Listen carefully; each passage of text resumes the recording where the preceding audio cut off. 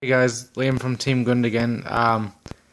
Kosc's phone ran out of memory, so we're just gonna go to part two, where he finishes his deck profile. So yeah, I was talking about Scythe, about Chalice, and the last thing I want to touch up on is like, I was actually testing it in the mirror, so like, instead of these two, this and Geki going second, it was just these two and these two, when they get to choose, and I actually liked it, though I only tested it for one night, so I didn't want to like, just do it on the day,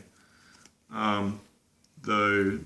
Yeah, some of the rounds I did this. Depends what they were playing. If I saw like a fiend or something, but this was searchable. That's why I liked it, and this was just a blowout sometimes.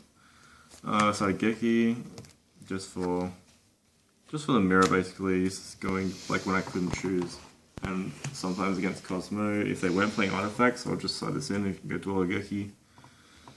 Third Twin Twister in the side, one MST.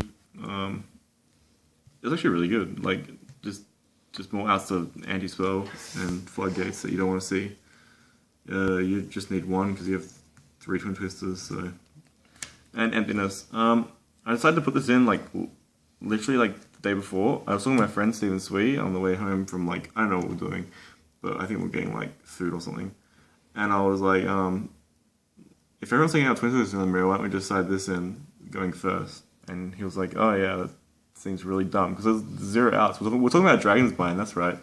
We're talking about Dragon's Bind, how we don't have much outs to it. And like, especially if we decide Twin Twister, I'm scared that someone will just have Dragon's Bind. And like, shit, Emptiness is the same thing, let's just side Emptiness, it's generic. So yeah, it was really good. Did it work out much for you on the day, or? Yeah, I didn't, as I said though before, I didn't get to side these much because I didn't get to go first much because I toured most of my opponents. Yeah. But the ones I got to go first against, I didn't draw this actually. Yep. But yeah, this card won me. It's essentially just another Vanity's Ruler. Yeah, right? it's basically, but it's you can make a board with it and not have to tribute someone. Yep. But you can't switch someone your next turn. Extra deck, 1 Dinosaur. This card's interesting actually. There's not much reason to play this card sometimes. It's not amazing, but with the whole Vanity's Rule thing, if we couldn't clear our scales, would make this, and then their Wavering Eyes wouldn't matter because they can't banish your thing, because they can only destroy max 2, because they can only destroy their ones. Yeah. So it was really good. So it gave them even less of a clock for them to respond. Yeah. So 3 Ignista, I decided to put the 3rd one in. Testing against Cosmo, it was sometimes you needed the 3rd one, and I actually expected much more Cosmo than there was. I think they were much underrepresented than I thought they were going to be. They were less represented than magicians were, which was quite surprising. This card just beats Cosmo, so I just didn't want to risk it, put 3 in. Invinity, the Invinity thing, we only played one thing for Ptolemaeus, which is Invinity, and it just made going first really good. Did you ever think about playing Pleiades or? Oh, we tried all that crap. It was fine, but I just wanted to fit like these two in, because I didn't think I needed. We weren't playing Beast or anything, so there's no Pleiades or like to protect anything. Castel, Diamond Direwolf, just destroy traps before you go off. Imps, Paladin. I think I went into this once. It's still really good though, because you get to usually like it lets you search a plush fire in the end phase, which is sometimes you need like a plush fire, or it lets you search Draco Slayer if you need Draco Slayer for next turn, and it lets you bring back Draco Slayer to Synchro. I mean Luster, whatever. I don't know. Trippy Magician, such a dumb card.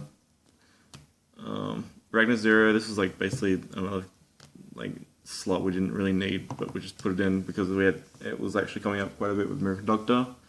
It's just you can sit on boards of this and Mirror Conductor and like what's it called? Rafflesia, and it'll be pretty hard to get over. This also, you can just bait out Invinity and then pop it. Pretty funny story actually.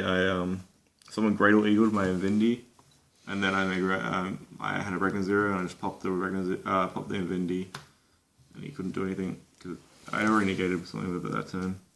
Rafflesia and Dweller. Dweller's good against water and stuff. Just a good card to have. Yeah.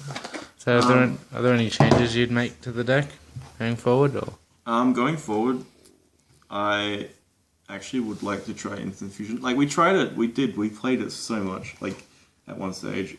It was, like, not working, though, because I was trying to use it as something to bait out traps before I Pendulum Summon. But when it's first turn, it was hard to get stuff in the graveyard before Pendulum Summoning.